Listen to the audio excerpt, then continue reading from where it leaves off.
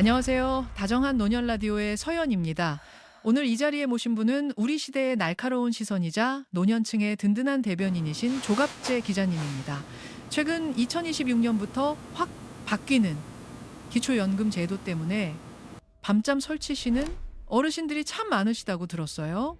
국가가 다 알아서 해줄 거라는 믿음이 때로는 가장 위험한 독이 될 수 있다는 말씀이 참 가슴에 와닿는데, 오늘 그 차가운 행정의 현실과 우리 어르신들이 꼭 챙겨야 할 권리에 대해 깊은 이야기 나눠보려 합니다. 조갑재 기자님, 어서 오세요. 네, 반갑습니다. 조갑재입니다. 서현 씨 말대로 행정은 차갑습니다. 사람의 사정을 일일이 봐주지 않아요.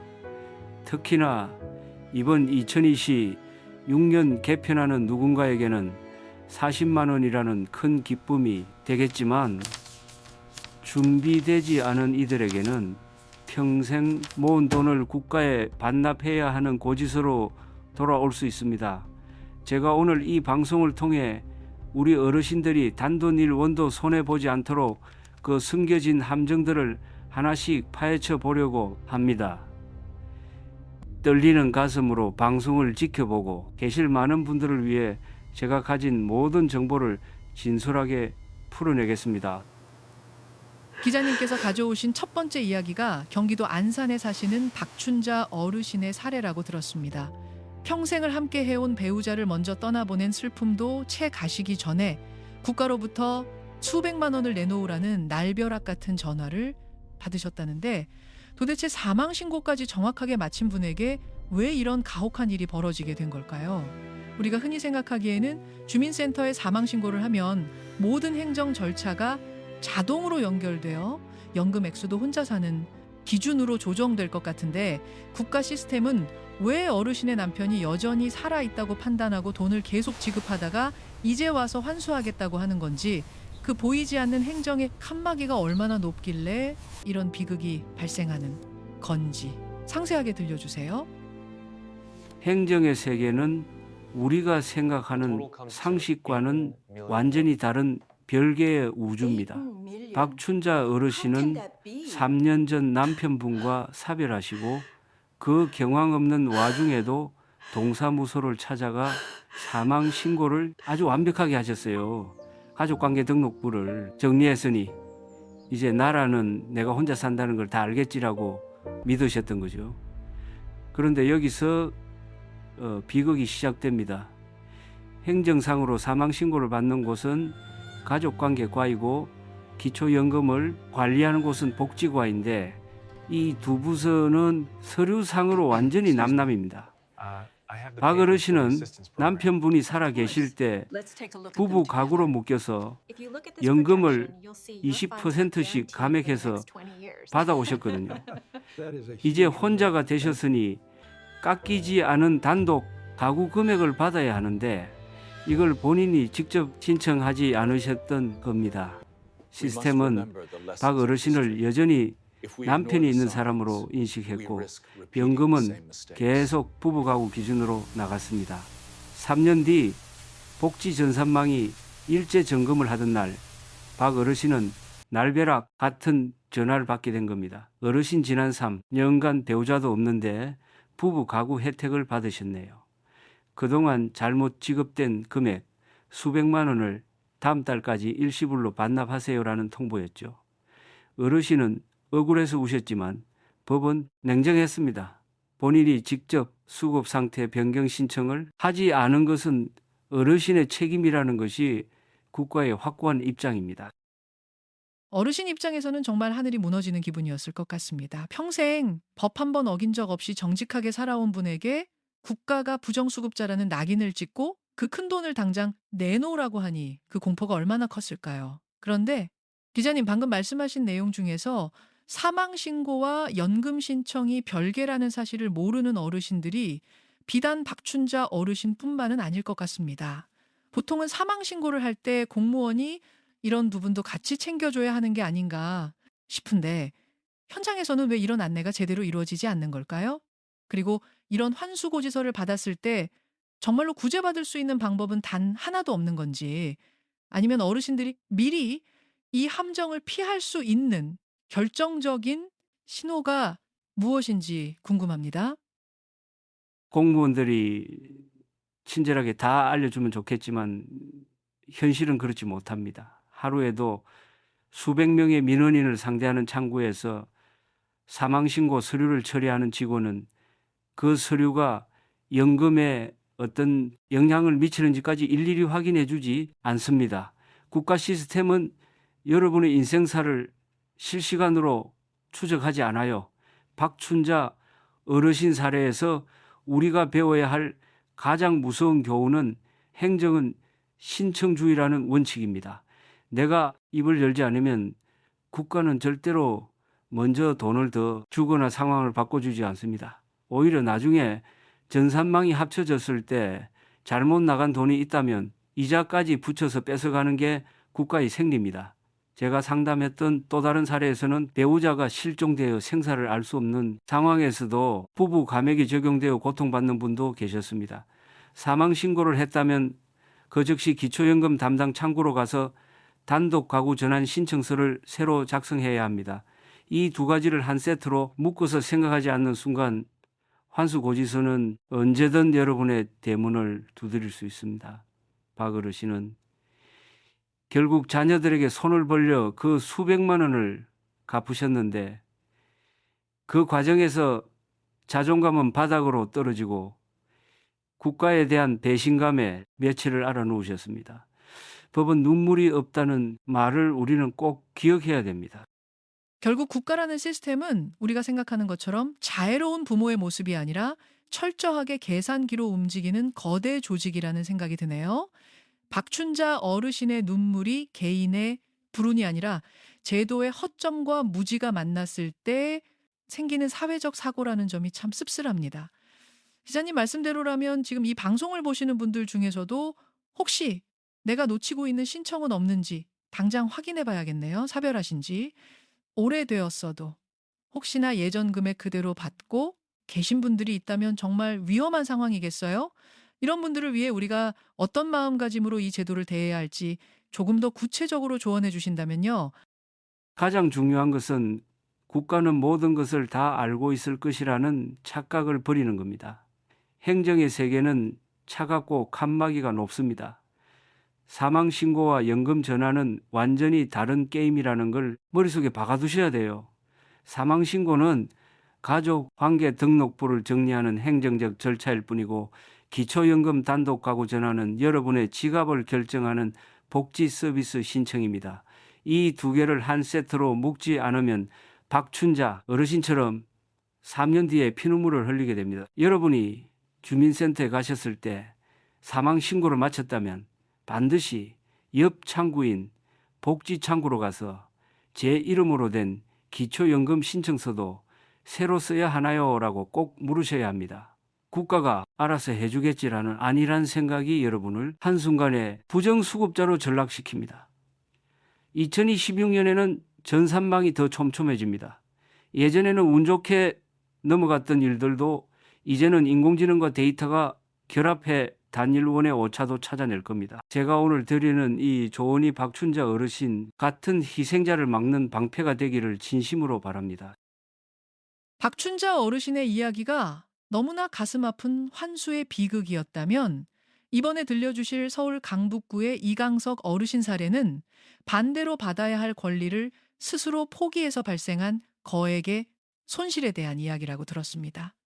평생 국가를 위해 헌신한 공무원 남편을 둔 것이 오히려 독이 되어 나는 당연히 기초연금 대상자가 아닐 것이라는 잘못된 상식이 무려 1,800만 원이라는 거금을 허공으로 날려버리게 만들었다는데 도대체 어떤 오해가 어르신의 눈을 가렸던 것이며 왜 주변 그 누구도 어르신에게 당신도 연금을 받을 자격이 충분하다고 말해주지 않았던 걸까요? 특히 공무원이나 군인 교직원 가족분들이 공통적으로 겪고 있는 이 고정관념의 실체와 한 번 놓치면 절대로 소급해서 돌려주지 않는다는 기초연금의 냉혹한 원칙에 대해 자세히 풀어주시면 좋겠습니다. 이강석 어르신의 사례를 보면은 정말 제 가슴이 다 타들어가는 것 같습니다. 이 어르신은 남편분이 공무원으로 퇴직하셨기에 우리는 원래 기초연금 못 받는 집안이라는 생각이 뼛속까지 박혀 있었어요. 그러다 남편분과 사별하셨고 홀로 남겨진 뒤에도 그 고정관념은 변하지 않았습니다. 여러분, 공무원 연금을 받는 배우자가 사망하면 홀로 남은 배우자의 소득과 재산 기준에 따라 기초연금을 받을 길이 열리는 경우가 아주 많습니다. 하지만 이강석 어르신은 내가 어떻게 감히 신청을 하겠나라며 5년을 버티셨습니다. 나중에 복지관에서 만난 전문가가 계산해 보니 매달 30만 원 넘게 받으실 수 있는 자격이 진작에 되셨던 겁니다. 5년이면 얼마입니까? 1,800만 원이 넘는 거액을 그냥 공중에 날려버리신 겁니다. 이 돈을 국가가 소급해서 돌려줄까요? 절대 아닙니다. 기초연금은 오직 신청한 달부터만 줍니다. 신청 안 한 지난 5년은 그냥 국가에 기부하신 셈이 되는 겁니다. 이 어르신은 그 사실을 알고 나서 며칠 동안 식사도 못 하시고 내가 무지해서 자식들에게 짐이 되었다며 자책하셨는데 그 모습이 너무나 안타까웠습니다. 1,800만 원이라니.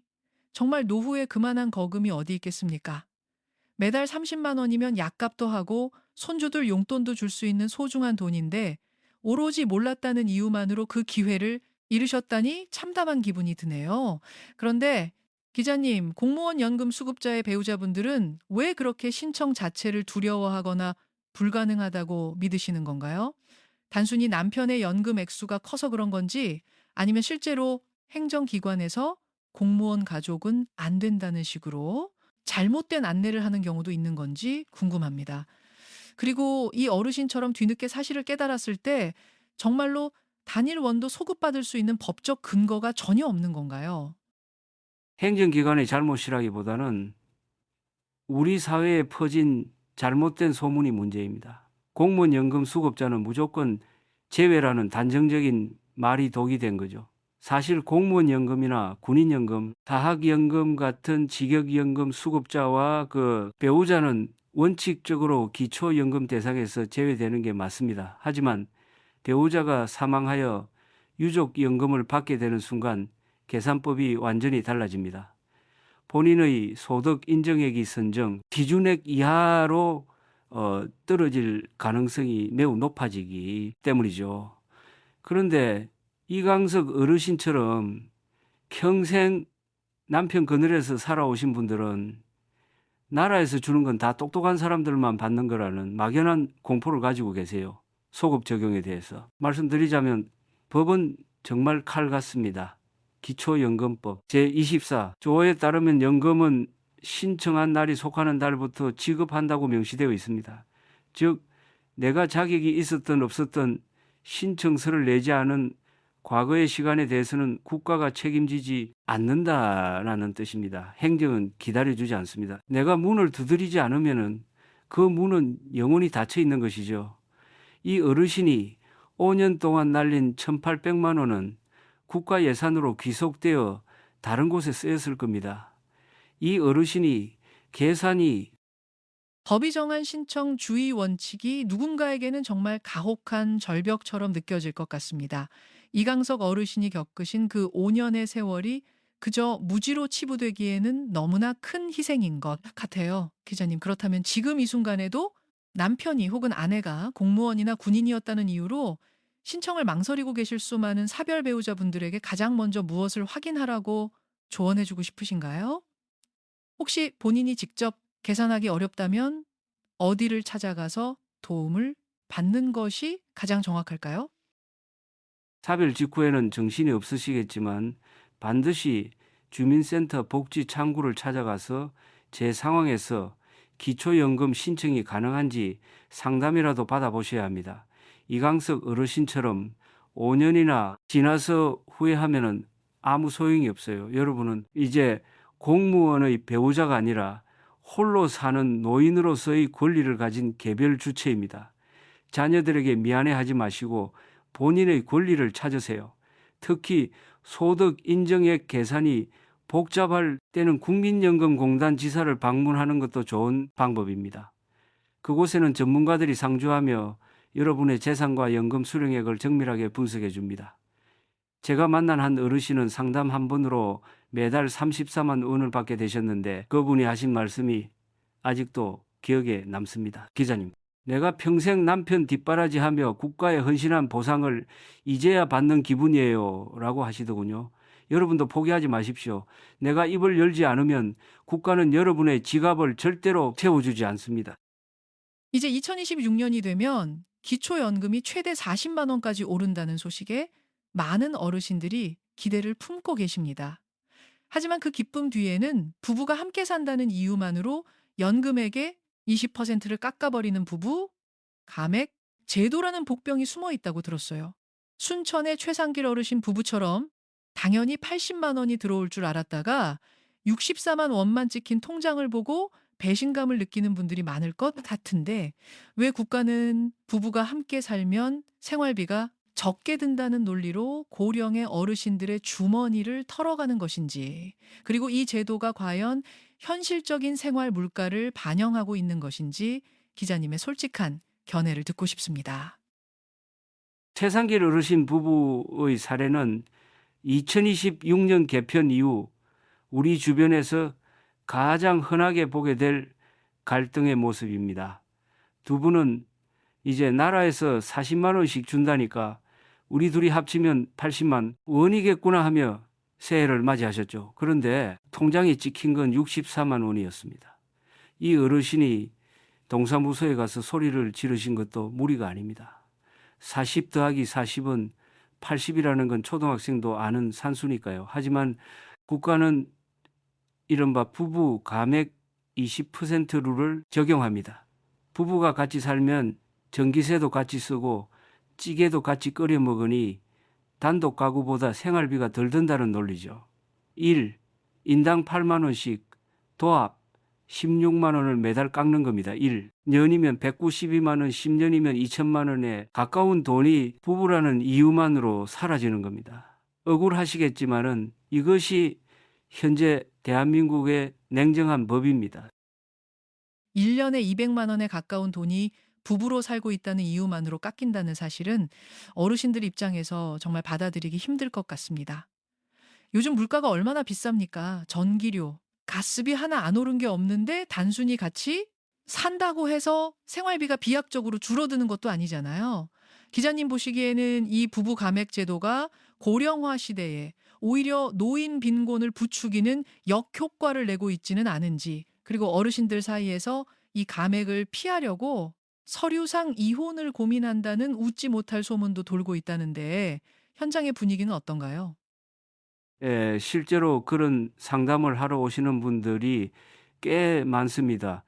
기자님, 우리 할머니랑 서류상으로만 이혼하면은 각자 40만 원씩 온전히 받을 수 있습니까? 라고 물으시는데 그럴 때마다 제 마음이 참 착잡합니다. 국가가 노년의 부부에게 마지막까지 서로 의지하며 살라고 격려하지는 못할 망정 돈 몇 푼 때문에 갈라설 고민을 하게 만드는 게 정상적인 사회인가 싶기도 하죠. 하지만 여러분, 절대 서류상 이혼 같은 위험한 선택은 하지 마십시오. 국가 전산망은 여러분이 생각하는 것보다 훨씬 영악합니다. 이혼을 하더라도 실제 거주지가 같거나 경제적 공동체라는 정황이 포착되면 부정수급으로 간주하여 그동안 받은 돈을 전부 환수당할 수 있습니다. 부부 감액은 분명 가혹한 면이 있습니다. 하지만 법의 테두리 안에서 우리가 할 수 있는 최선은 이 감액을 감안하고도 부부가 동시에 수급자가 될 수 있도록 재산 관리를 치밀하게 하는 것입니다. 16만 원이 깎이는 게 화가 나서 한 명만 신청하면은 결국 24만 원을 더 손해보게 되는 셈이니까요. 결국 감정에 치우치기보다는 실리를 따져야 한다는 말씀이시군요. 깎이는 돈이 아까워서 한 명만 신청하는 것이 가장 큰 실수라는 점이 참 인상적입니다. 최상길 어르신도 처음에는 화가 나셨겠지만 결국 두 분이 함께 받는 것이 가게에 더 큰 도움이 된다는 사실을 받아들이셨겠죠. 그런데 기자님, 이 부부감액 제도가 2026년 물가 상승률이나 최저 생계비 기준을 제대로 반영하고 있는지에 대해서는 여전히 의문이 남습니다. 앞으로 이 제도가 개선될 여지는 없는 걸까요? 아니면 어르신들이 이 현실을 받아들이고 적응할 수 있는 또 다른 전략이 있을까요? 현재로서는 제도가 극적으로 바뀔 가능성은 낮아 보입니다. 국가 예산은 한정되어 있고 노인 인구는 폭발적으로 늘고 있으니까요. 하지만 희망적인 부분은 선정 기준액 자체가 조금씩 올라가고 있다는 점입니다. 내가 지금은 소득이 조금 높아서 감액되거나 탈락하더라도 2026년 기준으로는 새롭게 진입할 수 있는 분들이 많아질 겁니다. 제가 강조하고 싶은 전략은 부부는 경제 공동체라는 사실을 인정하고 두 사람의 명의로 된 재산을 골고루 분산해 두는 것입니다. 한 명에게만 재산이 몰려 있으면 선정 기준액 절벽에 걸려 부부 모두가 탈락하는 최악의 상황이 올 수 있습니다. 차라리 둘 다 받으면서 20%를 깎이는 게 단돈 1원 차이로 전액 탈락하는 것보다 수천 배 낫습니다. 2026년의 숫자를 머릿속에 박아 두십시오.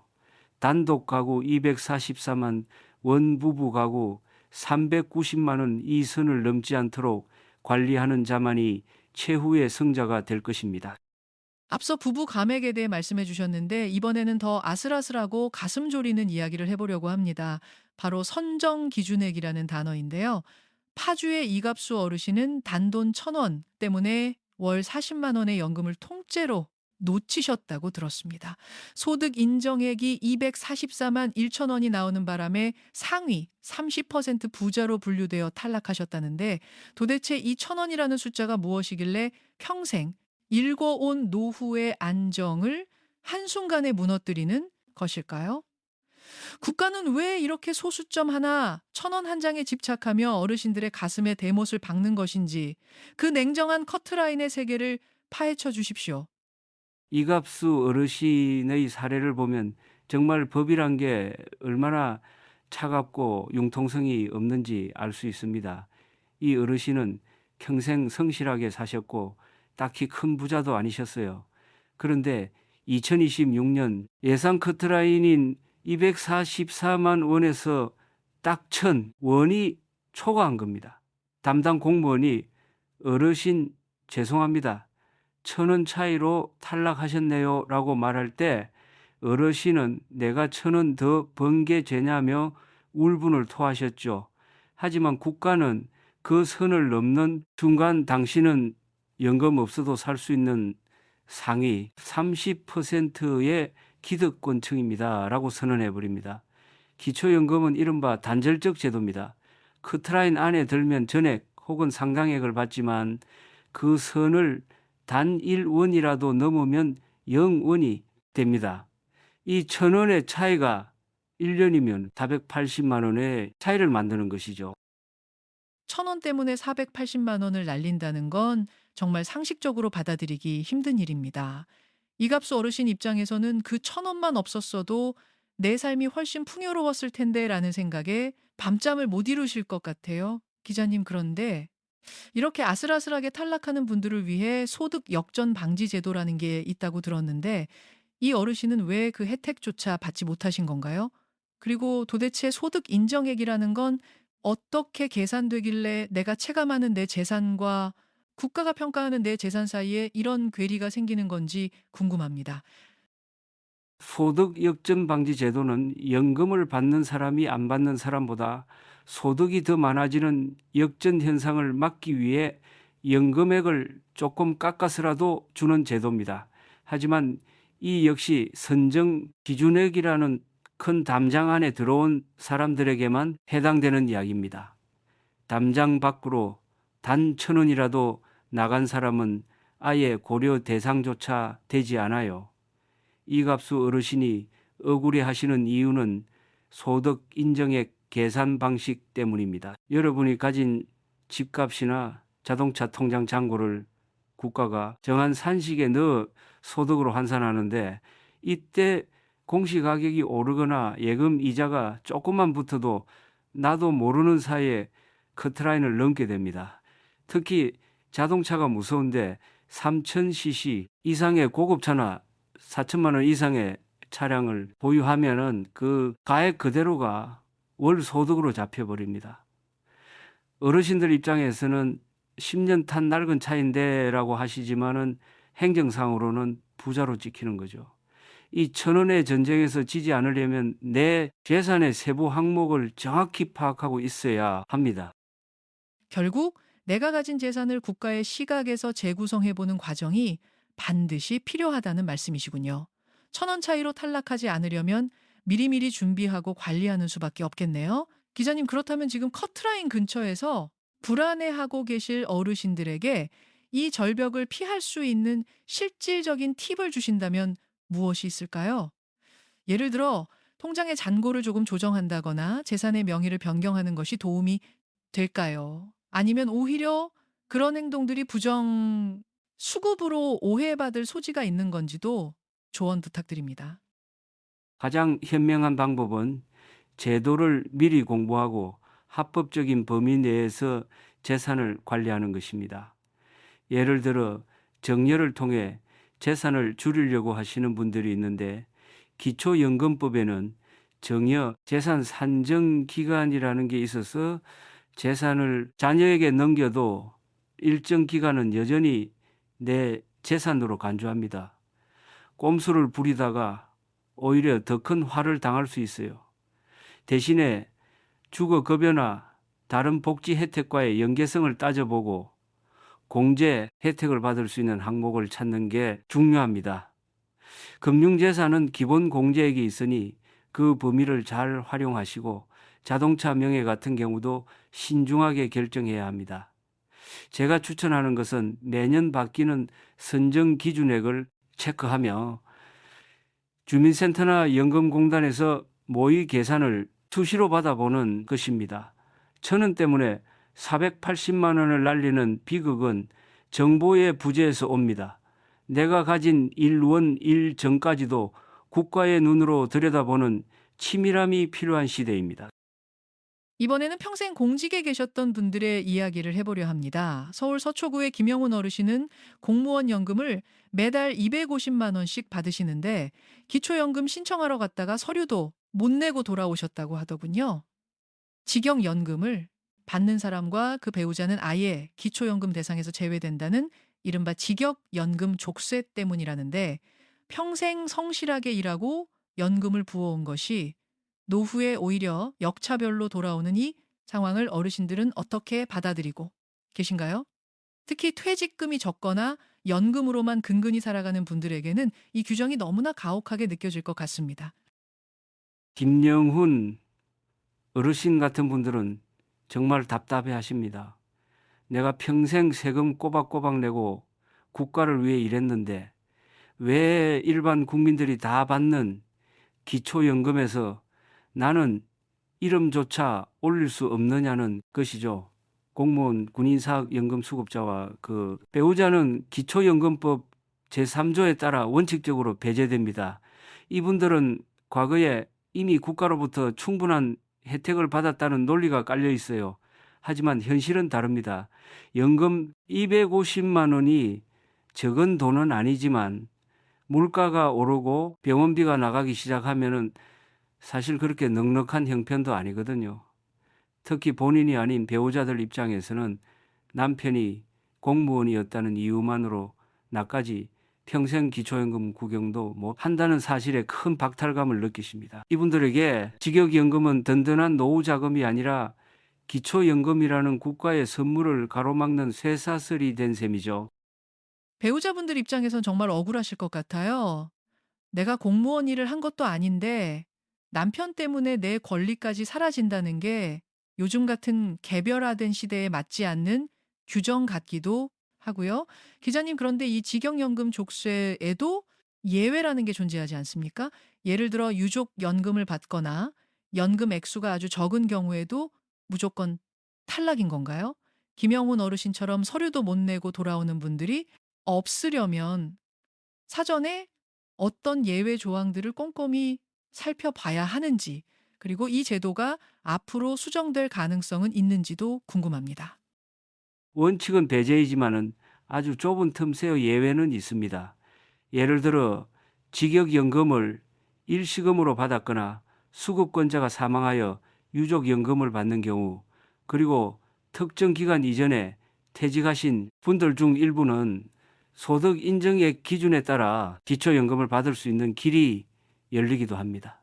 하지만 김명훈 어르신처럼 현재 연금을 활발히 받고 계신 분들은 그 틈새를 찾기가 정말 어렵습니다.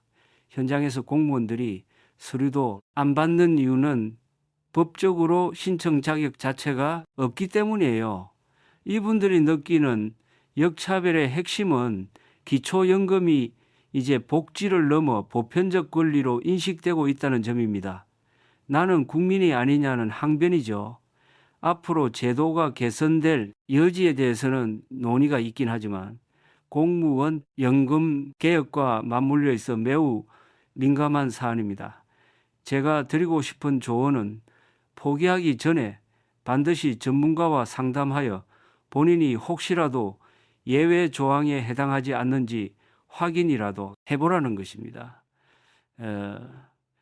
몰라서 안 받는 것과 알아보고 포기하는 것은 마음가짐부터 다르니까요. 법의 테두리가 너무나 견고해서 뚫고 나가기가 쉽지 않아 보이지만 그래도 그 좁은 틈새라도 찾아보려는 노력이 필요하겠네요. 공직에 계셨던 분들의 자부심이 노후의 실망으로 바뀌지 않도록 국가 차원에서도 고민이 필요해 보입니다. 기자님, 그렇다면 김영훈 어르신 같은 분들이 기초연금 대신에 노후 자금을 보전할 수 있는 다른 합법적인 방법이나 챙길 수 있는 다른 복지 혜택은 없을까요? 직영연금, 수급자들만이 누릴 수 있는 특권이나 혹은 우리가 놓치고 있는 정보가 있다면 알려주세요. 사실 직역연금 수급자분들은 기초연금 대신에 연금 내역을 잘 관리하여 소득세 감면이나 건강보험료 산정 시 혜택을 받을 수 있는 부분을 찾아야 합니다. 그리고 기초연금은 안 되더라도 지방자치단체에서 자체적으로 운영하는 어르신 수당이나 복지 서비스는 직영연금 유무와 상관없이 제공되는 경우가 많습니다. 김영훈 어르신께도 말씀드렸지만은 기초연금 40만 원에 너무 집착하다 보면은 이미 받고 계신 250만 원의 소중함을 잊게 됩니다. 내가 가진 것을 지키면서 추가로 받을 수 있는 지역 복지를 꼼꼼히 챙기는 것이 현실적인 대안입니다. 또한 배우자분들의 경우 남편 사별 시 유족연금으로 전환되는 시점에 반드시 다시 한번 기초연금을 체크하십시오. 그때는 족쇄가 풀릴 가능성이 매우 높습니다. 오늘 이 방송이 공직자 출신 어르신들의 답답한 마음을 조금이나마 달래드리는 계기가 되었으면 좋겠네요. 이번에는 어르신들이 가장 많이 오해하고 계시면서도 동시에 가장 크게 안도하실 수 있는 정보를 가져왔습니다. 영남 창원의 이옥순 어르신은 아들이 대기업 다니고 딸이 교수님이라 평생 기초연금은 꿈도 못 꿨다고 하시더군요. 자녀가 잘 살면 부모연금이 깎이거나 세무조사가 나올까봐 겁내시는 분들이 참 많은데 기자님, 2026년부터는 자녀의 재산이나 소득이 부모의 기초연금에 정말 단 1원도 영향을 주지 않는다는 게 사실인가요? 자녀의 벤츠나 빌딩이 부모의 노후 자금과는 아무 상관이 없다는 이 충격적인 진실에 대해 자세히 설명해 주십시오. 이옥순 어르신 같은 분들을 뵐 때마다 저는 정말 안타까워요. 평생 자식들 훌륭하게 키워내신 게 오히려 본인 노후의 걸림돌이 되었다고 믿고 계시니까요. 결론부터 말씀드리면은 2026년 기초연금 산정에서 자녀의 소득과 재산은 0%입니다. 아들이 삼성전자를 다니든 딸이 서울에 빌딩을 가졌든 어르신이 받을 연금과는 아무런 상관이 없어요. 예전에는 부양 의무자 기준이라는 게 있어서 자녀의 형편을 따졌지만 이제 그 법원 역사 속으로 완전히 사라졌습니다. 자녀가 매달 용돈을 100만 원씩 보내줘도 그것은 어르신의 소득으로 잡히지 않습니다. 이옥순 어르신은 이 사실을 알고 신청하신 뒤에 이제야 손주들 용돈을 내 손으로 줄 수 있게 되었다며 아이처럼 좋아하셨습니다. 여러분, 자식 잘 키운 게 죄가 되는 시대는 끝났습니다. 자녀의 재산이 상관없다는 소식은 정말 많은 어르신들에게 해방감을 줄 것 같습니다. 그동안 자식들한테 피해 갈까 봐 혹은 자식들 잘 사는데 내가 무슨 연금이냐며 고개를 저으셨던 분들이 이제는 당당하게 권리를 찾으실 수 있겠네요. 그런데 기자님, 자녀와 함께 살고 있는 경우는 어떤가요? 자녀 명의의 집에 같이 살면 그 집값이 부모의 재산으로 합산되는 건 아닌지, 혹은 자녀가 사준 비싼 차를 부모 명의로 등록해 둔 경우는 어떻게 되는지, 이런 세세한 부분에서도 자녀의 영향력이 정말 제로인 건지 궁금합니다. 아주 예리한 질문입니다. 자녀와 함께 살더라도 그 집이 자녀 명의라면 어르신의 재산에는 포함되지 않습니다. 다만 무료 임차 소득이라는 개념이 있어서 아주 비싼 집에 공짜로 사는 경우 일정 금액이 소득으로 환산될 수는 있지만, 그렇다고 해서 연금 자체가 탈락하는 경우는 드뭅니다. 문제는 명의입니다. 자녀가 사줬더라도 차 명의가 어르신으로 되어 있다면 그것은 100% 어르신 재산입니다.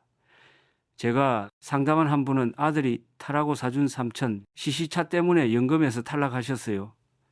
명의가 누구냐가 모든 것을 결정합니다. 자녀의 재산은 남의 것이지만 내 명의로 된 것은 내 것입니다. 이 원칙만 기억하시면 됩니다. 또한 자녀가 보내주는 생활비도 공식적인 소득신고 대상이 아니기 때문에 안심하셔도 됩니다. 국가는 오로지 어르신과 배우자 두 사람의 경제적 형편만 들여다봅니다. 명의가 모든 것을 결정한다라는 말씀 꼭 기억해야겠네요.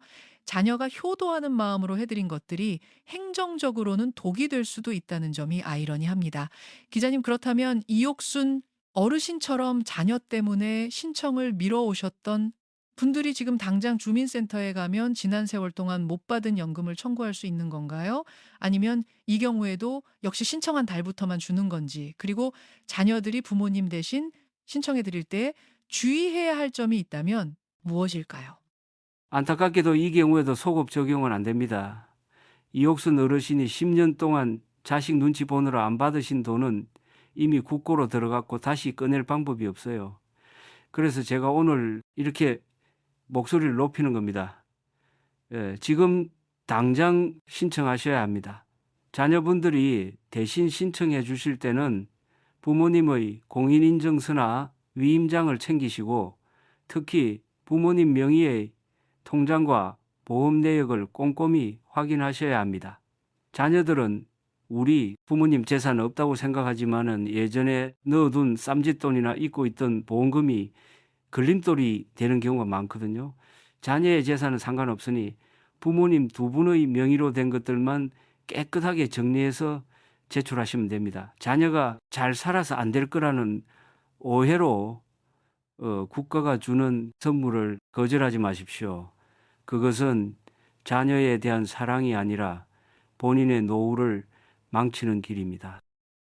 자녀의 재산은 남이라는 사실에 안도하셨다면 이번에는 조금 긴장하셔야 할 이야기를 나눠보겠습니다. 용인의 박만석 어르신 사례인데요.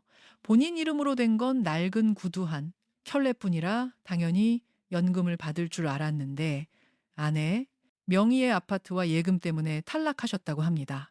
기초연금에서 부부는 경제 공동체라는 이른바 일심동체 원칙 때문이라는데, 기자님, 왜 국가는 개인의 재산이 아닌 배우자의 재산까지 깡그리 합쳐서 계산하는 것인가요?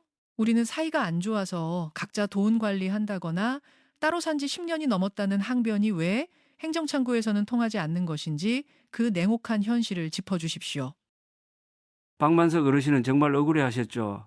나는 평생 벌어온 돈 다 마누라한테 갖다 바치고 내 명의로는 통장 하나 없는데 왜 내가 부자냐고 소리를 높이셨어요. 하지만 기초연금법에서 부부는 하나입니다. 내 명의냐 배우자 명의냐는 전혀 중요하지 않아요. 아내 명의의 5억짜리 아파트는 곧 박 어르신의 5억짜리 아파트와 똑같이 계산됩니다. 법적으로 혼인 상태라면 따로 살든 별거를 하든, 심지어 사이가 나빠서 연락을 안 하든 무조건 합산입니다. 이 일심동체 원칙을 모르고 신청하셨다가 국가가 나를 속였다며 분통을 터뜨리는 분들이 정말 많습니다. 하지만 이것이 대한민국 복지 행정의 철칙입니다. 부부는 하나라는 말이 평소에는 참 아름답게 들리지만 연금 신청할 때만큼은 참 가혹하게 느껴지네요. 박만석 어르신처럼 경제권을 배우자가 쥐고 있는 경우 본인은 정말 빈털터리인데도 서류상으로는 자산가로 분류되는 거잖아요. 기자님, 그런데 실제로 별거 중이거나 이혼 소송 중인 분들처럼 어쩔 수 없이 남남처럼 지내는 경우에도 구제받을 수 있는 방법이 아예 없는 건가요? 법적으로 부부라는 이름만 유지하고 있을 뿐 실제로는 아무런 경제적 도움을 못 받는 분들에게 이 규정은 너무 현실과 동떨어진 것 아닐까요? 법은 감정보다 서류를 믿습니다. 별거 중이라 하더라도 법적 혼인 관계가 해소되지 않았다면 예외는 거의 없습니다. 다만 실종 선고를 받았거나 가출 신고 후 장기간 경과하여 생계를 같이 하지 않는다는 것이 객관적으로 증명되는 아주 특수한 경우에는 개별 심의를 거치기도 합니다. 하지만 대부분의 어르신들이 겪는 단순한 불화나 별거는 인정되지 않아요. 제가 만난 한 할머니는 남편이 바람나서 집 나간 지 20년인데 남편 재산 때문에 연금을 못 받는다며 통곡하셨습니다. 이런 분들은 차라리 법적으로 관계를 정리하시는 게 연금 수급 측면에서는 유리할 수 있죠. 냉정하게 말해서 국가에게 우리는 남이다라고 주장하려면 서류상으로도 남이어야 합니다. 일심동체 원칙은 복지 예산의 효율적 집행을 위한 장치이지만 그 그늘 아래서 고통받는 분들이 분명 존재합니다. 결국 서류상의 관계가 모든 것을 결정한다는 말씀이시군요. 박만석 어르신도 결국 아내분의 재산을 인정하고 포기하실 수밖에 없었겠네요. 기자님, 그렇다면 반대로 배우자가 사망했을 때는 상황이 어떻게 바뀌나요? 사망 신고만 하면 자동으로 내 재산만 계산되어 연금액이 올라가는 건지, 아니면 여기서도 우리가 놓치기 쉬운 신청의 함정이 숨어 있는 건지 궁금합니다. 사별 후 홀로 남겨진 분들이 이 일심동체 원칙에서 벗어나 단독 가구로 인정받기 위해 즉시 해야 할 행동은 무엇인가요? 이 대목이 오늘 방송의 핵심 중 하나입니다. 배우자가 사망했다고 해서 국가가 자동으로 어르신 이제 혼자시니까 돈 더 드릴게요라고 하지 않습니다. 사망 신고는 가족관계부 정리일 뿐이고 기초연금 단독 가구 전환 신청은 별개의 게임입니다. 이걸 사별 적시하지 않으면 여러분의 연금은 계속 부부 감액이 된 채로 나갑니다. 제가 만난 전주의 김순례 어르신은 남편 사별 후 1년 동안이나 깎인 금액을 받으셨어요. 나중에 알고 보니 본인이 직접 전환 신청서를 안 써서 그랬던 거죠. 1년치 차액 100만 원 넘는 돈을 그냥 날리신 겁니다. 사망 신고와 기초연금 신청은 한 세트다. 이 문장을 가슴에 새기십시오. 배우자의 죽음은 슬픈 일이지만은 그 슬픔 때문에 여러분의 권리까지 잃어서는 안 됩니다. 사별 후일 초라도 빨리 주민센터로 달려가 단독 가구 전환을 신청하는 것. 그것이 슬픔 속에서 여러분의 지갑을 지키는 유일한 길입니다. 이번에는 머리를 너무 많이 쓰시다가 오히려 손해를 보신 분들의 이야기를 해보려 합니다.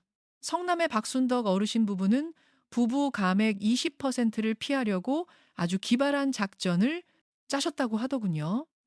재산이 적은 아내분만 단독 가구인 것처럼 신청해서 연금을 100%다 받아보려 하셨는데 결과는 예상과 전혀 달랐다고 합니다. 기자님, 배우자가 버젓이 살아있는데 한 명만 신청한다고 해서 국가는 그분을 단독 가구로 봐주지 않는다는 건가요? 어르신들이 흔히 생각하는 이 1인 수급 작전이 왜 실패할 수밖에 없는지, 그리고 왜 둘 다 신청하는 것이 결국에는 더 이득인지 그 계산기를 정확히 두드려 주십시오. 박순덕 어르신 부부는 제 꾀에 제가 넘어간 전형적인 사례입니다. 여보, 당신은 재산이 좀 잡히니까 신청하지 말고 나만 신청해서 단독 가구로 40만 원 다 받아볼게 라고 하셨죠. 그런데 통장에 찍힌 건 28만 원 정도였습니다. 어르신은 주민센터에 가서 나 혼자 신청했는데 왜 깎느냐고 따지셨지만 공무원의 대답은 간단했습니다. 어르신 배우자가 살아계시면 한 명만 신청하더라도 무조건 부부 가구로 분류됩니다. 즉 한 명은 소득이 많아 탈락하고 한 명만 붙더라도 그분은 부부 감액이 적용된 금액만 받으시는 거예요. 혼자서 많이 받겠다는 꼼수는 법적으로 부부라면 절대로 통하지 않습니다. 국가는 바보가 아닙니다. 여러분의 가족관계 증명서를 실시간으로 들여다보고 있으니까요. 국가는 정말 빈틈이 없네요. 혼자 신청해도 부부가구로 취급한다는 사실을 모르면 정말 억울할 것 같습니다. 그런데 기자님 강동구의 이봉두 어르신 부부는 더 황당한 일을 겪으셨다면서요. 두 분이 함께 신청해서 수급자가 되셨는데 왜 두 사람 돈을 다 떼어가느냐며 호통을 치셨다는데 한 명만 깎는 게 아니라 두 사람 모두에게 각각 20%씩 감액이 적용되는 건가요? 이 부분에서 많은 분들이 헷갈려 하실 것 같은데 부부가 동시에 받을 때의 정확한 지급 원칙과 그 금액의 실체를 밝혀 주십시오. 맞습니다. 이봉두 어르신은 나라가 내 돈 떼먹었다고 생각하셨어요. 하지만 부부 감액 20%는 수급자 각각에게 적용됩니다. 즉 40만 원 받을 사람이 2명이면 각각 32만 원씩 총 64만 원을 받는 구조입니다. 한 명만 희생하는 게 아니라 둘 다 깎이는 거죠. 하지만 여기서 중요한 건 산수입니다. 혼자 신청해서 32만 원 받는 게 낫습니까? 아니면 둘이 신청해서 64만 원 받는 게 낫습니까? 깎이는 게. 기분 나쁘다는 이유로 한 명만 신청하는 건 내 돈을 국가에 기부하는 것과 다름없습니다. 부부는 무조건 함께 신청하는 것이 정답입니다. 또한 국민연금을 많이 받는 분이 부부 중에 있다면 한 명만 신청하더라도 그 소득이 배우자의 기초연금액에 영향을 줍니다. 부부는 경제적으로 일심동체라는 사실을 잊으시면 안 됩니다. 내 소득이 배우자의 연금액을 갉아먹는 연계감액의 화살을 피할 수 없는 거죠. 결국 깎이는 액수에 집중할 게 아니라 내 통장에 들어올 총액을 봐야 한다는 말씀이군요. 꼼수를 쓰기보다는 제도를 정직하게 활용하는 것이 가장 큰 수익을 가져다 준다는 사실이 놀랍습니다, 기자님. 그렇다면 재산이 조금 있어서 탈락할까봐 겁먹고 아예 신청을 안 하시는 분들도 계실 텐데 춘천의 한순자 어르신처럼 예금 5천만 원 정도가 있는 분들은 정말 희망이 없는 건가요? 2026년 기준으로 재산 공제가 얼마나 파격적으로 적용되기에 기자님께서는 전문가 상담 전까지는 절대로 포기하지 말라고 강조하시는 건지 궁금합니다. 한순자 어르신은 3년 넘게 신청을 안 하셨어요. 집 한 채에 현금 5천만 원이나 있으면 나라에서 돈 안 주겠지라고 지레짐작하신 거죠. 하지만 2026년 기준으로는 그 정도 재산은 수급에 거의 지장이 없습니다. 기본 재산. 공제액이 도시 지역의 경우 수억 원대에 달하고 금융재산도 기본 공제가 있기 때문입니다. 한 어르신은 상담 후에야 본인이 충분히 받을 수 있다는 걸 알게 되셨고 지난 3년 동안 날린 수천만 원의 노후 자금을 생각하며 땅을 치셨습니다. 여러분. 기초연금은 운에 맡기는 게 아니라 전략으로 쟁취하는 겁니다. 재산이 조금 있다고 해서 무조건 탈락하지 않아요. 5천만 원 정도의 예금은 기본 공제 범위 안에 들어가는 경우가 많으니 반드시 전문가와 상담하십시오. 깎이는 걸 아까워하지 말고 내 통장에 들어올 총액을 늘리는 데 집중하십시오. 준비 없는 신청은 헛걸음을 만들지만 정확한 정보는 잠자는 연금을 깨웁니다. 이제 연금을 잘 받고 계신 분들도 안심할 수 없는 이야기를 해보려 합니다. 어느 날 갑자기 국가로부터 부정수급자라는 낙인이 찍혀 그동안 받은 돈을 한꺼번에 뱉어내야 하는 환수의 덫이 기다리고 있다는데 도대체 무엇을 잘못했길래 이런 끔찍한 일이 벌어지는 것일까요? 특히 재혼을 하거나 이사를 가는 등 생활의 변화가 생겼을 때 어르신들이 신고를 깜빡했다가 겪게 되는 환수의 실제 사례들과 국가 전산망이 얼마나 귀신같이 이런 변화를 잡아내는지 그 무서운 실체를 공개해 주십시오. 국가 전산망은 여러분이 생각하는 것보다 훨씬 무섭고 정교합니다. 전남 목포의 최말순 어르신 사례가 대표적이죠. 남편과 사이가 안 좋아 10년 넘게 따로 사셨고 본인은 혼자라고 생각해서 단독 가구로 신청해 연금을 잘 받아오셨어요. 그런데 어느 날 국가에서 연락이 왔습니다. 어르신 세대 분리는 하셨지만 법적으로는 여전히 부부이십니다. 그동안 단독으로 더 많이 받으신 3년치 차액 수백만 원을 다 뱉어내세요라는 통보였죠. 별거. 중이라도 법적 혼인 상태라면 무조건 부부 가구라는 원칙을 어긴 대가는 너무나 가혹했습니다. 경기도 광주의 김영철 어르신도 마찬가지예요. 단독 가구로 잘 받다가 재혼을 하셨는데 좋은 일인데 굳이 신고해야 하나 싶어 가만히 계셨죠. 하지만 1년 뒤 혼인신고 사실이 확인되자마자 환수 조치가 내려졌습니다. 노후에 받은 연금이 한순간에 갚아야 할 빚이 된 순간이었습니다. 좋은 일로 재혼을 하셨는데 그것이 경제적 재앙으로 돌아온다는 게 참 비극적이네요. 국가가 개인의 사정을 일일이 봐주지 않는다는 점이 다시 한번 뼈아프게 다가옵니다. 기자님, 그런데 반대로 이혼한 전 배우자의 재산 때문에 걱정하시는 분들도 계시잖아요. 재혼을 했는데 전 남편이 부자라 내 연금이 깎이면 어떡하나 고민하다가 신청을 못하는 부산의 박정자 어르신 같은 경우는 어떤가요? 이혼한 관계나 전 배우자의 재산도 국가가 끝까지 추적해서 현재의 연금에 반영하는 것인지 아니면 이 부분은 확실하게 선이 그어지는 것인지 명확하게 정리해 주십시오. 그 부분은 안심하셔도 됩니다. 이혼하면 남남입니다. 박정자 어르신처럼 전 남편이 빌딩 부자라고 해서 현재 연금이 깎이는 일은 절대 없습니다. 재혼하셨다면 오직 지금의 배우자 재산만 봅니다. 전 배우자의 재산은 여러분의 연금과 0.1원도 상관이 없어요. 하지만 제가 강조하고 싶은 건 신분 변동 시의 신고 의무입니다. 수급 중에 결혼, 재혼, 배우자, 사망, 이사 같은 변화가 생기면 무조건 14일 이내에 신고하십시오. 안 그러면 나중에 부정수급자로 몰려 환수라는 무서운 부메랑을 맞게 됩니다. 잘 몰랐다는 변명은 환수고지서 앞에서는 아무런 힘이 없습니다. 국가는 여러분의 사정을 봐주는 곳이 아니라 법과 규정을 집행하는 곳이기 때문입니다. 2026년에는 이 전산망이 더 촘촘해져서 단 몇 주의 지체도 용납하지 않을 겁니다. 14일 이내 신고라는 원칙이 정말 중요하겠네요. 어르신들께는 14일이 참 짧은 시간일 수도 있는데 이사를 가거나 큰일을 치르느라 정신없을 때 꼭 기억해야 할 골든 타임 같습니다. 기자님, 그렇다면 환수 조치를 당했을 때 억울함을 호소하거나 분할 납부를 하는 등의 구제책은 전혀 없는 건가요?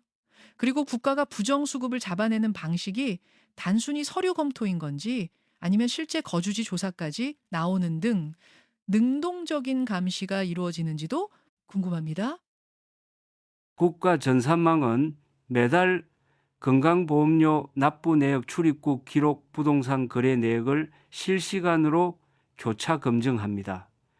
속이려고 해도 속일 수가 없어요. 환수 조치가 내려지면 이해 신청을 할 수는 있지만 법적 근거가 명확한 경우에는 받아들여지기 어렵습니다. 다만 금액이 커서 한꺼번에 갚기 힘든 분들을 위해 분할 납부 제도는 운영되고 있습니다. 하지만 그 자체가 이미 노후 생활에 큰 타격이 되죠. 제가 드리고 싶은 말은 환수라는 최악의 상황을 만들지 않는 것이 최고의 전략이라는 것입니다. 상황이 변하면은 일단 주민센터에 전화 한 통이라도 하세요. 그 전화 한 통이 여러분의 수백만 원을 지켜줄 겁니다. 국가는 여러분의 인생사를 실시간으로 추적하지만 그것은 여러분을 도와주기 위해서가 아니라 잘못 나간 돈을 찾아내기 위해서라는 점을 잊지 마십시오. 이제 긴 여정의 마지막에 다다랐습니다. 오늘 정말 방대한 정보와 가슴 아픈 사례들을 통해 기초연금의 민낯을 보았는데요. 결국 이 모든 것을 알고도 행동하지 않으면 아무 소용이 없겠죠. 기자님, 이제 방송을 보시는 어르신들이 오늘 당장 신발끈을 묶고 무엇부터 실천해야 할지 딱 세 가지로 요약해 주시면 좋겠습니다. 특히 디지털에 익숙하지 않은 어르신들이 자녀의 도움을 받거나 혹은 혼자서도 당당하게 권리를 찾을 수 있는 구체적인 행동 강령을 들려주십시오. 오늘 긴 시간 함께 해주신 시청자 여러분 고생 많으셨습니다. 이제 실행만이 살 일입니다. 제가 딱 세 가지만 강조할게요. 첫째, 무조건 복지로 모의 계산을 먼저 해보십시오. 스마트폰이 어려우면 자녀들에게 부탁해서라도 내 소득 인정액이 얼마인지 미리 알고 가야 합니다. 구리에 사시는 최성우 어르신은 아드님 도움으로 5분 만에 확인하고 가셔서 주민센터 직원 앞에서도 기죽지 않고 당당하게 물어보셨어요. 내가 받을 수 있다는 확신을 가지는 게 첫 번째입니다. 둘째 부부라면 반드시 배우자의 금융정보 제공 동의서를 미리 준비하십시오. 나 혼자 신청한다고 내 것만 보는 게 아닙니다. 배우자의 재산도 싹 다 뒤져보니까 배우자 명의통장보험 해약, 환급금까지 국가는 다 들여다봅니다. 배우자의 협조 없이는 시작조차 할 수 없다는 점 명심하세요. 셋째, 상황이 변하면 무조건 14일 이내에 신고하십시오. 이사집 매매, 특히 배우자 사별 시에는 사망 신고로 끝내지 말고 단독가구 신청서를 새로 써야만 여러분의 연금이 제대로 나옵니다. 이 세 가지만 지켜도 여러분은 단돈 1원도 손해보지 않는 스마트한 노후를 보낼 수 있습니다. 기자님 말씀대로 이 세 가지만 기억해도 정말 든든할 것 같습니다. 특히 배우자 사별 후에 단독 가구 신청을 새로 해야 한다는 점은 오늘 방송을 통해 많은 분들이 처음 아셨을 것 같아요. 기자님, 오늘 이렇게 열정적으로 노년의 권리를 대변해 주셔서 진심으로 감사합니다. 마지막으로 노후를 준비하며 불안해하고 계실 수 많은 어르신들께 따뜻한 격려 한 말씀 부탁드립니다. 여러분, 기초연금은 국가가 주는 선물이 아니라 여러분이 한평생 땀 흘려 일한 대가이자 정당한 권리입니다. 부끄러워하거나 미안해하지 마십시오. 오히려 내 권리를 찾지 못해 자식들에게 짐이 되는 것이 더 안타까운 일입니다. 2026년 급변하는 시대에 노후 준비는 이제 선택이 아닌 필수입니다.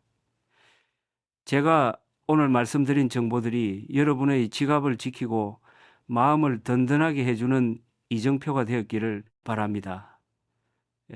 저 조갑제는 앞으로도 여러분이 가장 쉽고 빠르게 최신 정보를 얻으실 수 있도록 든든한 길잡이가 되겠습니다. 건강하십시오. 그리고 당당해지십시오. 진심으로 응원합니다. 감사합니다. 네, 오늘 조갑재 기자님과 함께한 시간 정말 유익했습니다. 우리 어르신들의 가려운 곳을 팍팍 긁어드린 귀한 시간이었네요. 다정한 노년 라디오는 앞으로도 어르신들의 활기차고 스마트한 노후 준비를 위해 가장 정확한 정보를 들고 찾아오겠습니다. 오늘 영상이 유익하셨다면 구독과 좋아요, 그리고 알림 설정까지 꼭 부탁드립니다. 여러분의 구독이 더 좋은 정보를 만드는 큰 힘이 됩니다. 댓글로 궁금한 점이나 의견 남겨주시면 다음 편 제작에 꼭 반영하겠습니다. 시청해주신 여러분, 감사합니다. 찬란한 인생 이막을 진심으로 응원합니다. 지금까지 다정한 노년 라디오의 서연이었습니다. 여러분, 다음 시간에 만나요. 안녕히 계세요.